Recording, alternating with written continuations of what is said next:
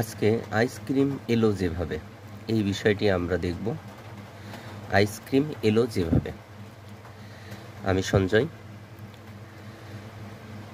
সবসময় আপনাদের সাথেই। আইসক্রিম আবিষ্কারের সুনির্দিষ্ট ইতিহাস এখনও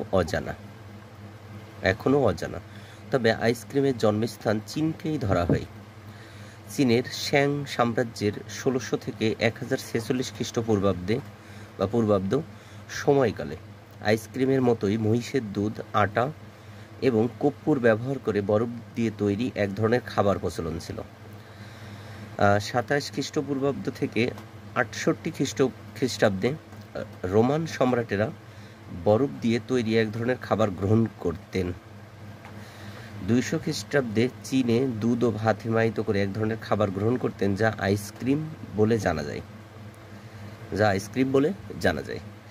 11 শতাব্দীতে ইতালীয় অভিযাত্রী মার্কো পোলো চীনাদের কাছ থেকে শিখে তা ইউরোপে নিয়ে আসেন এবং 1533 সালে তা ইতালি থেকে প্রথম ফ্রান্সে আসে এবং পরে সেখান থেকে যায় ইংল্যান্ডে। এরপর আমেরিকা থেকে পৃথিবীর প্রায় সব দেশে ছড়িয়ে পড়ে এই আইসক্রিম।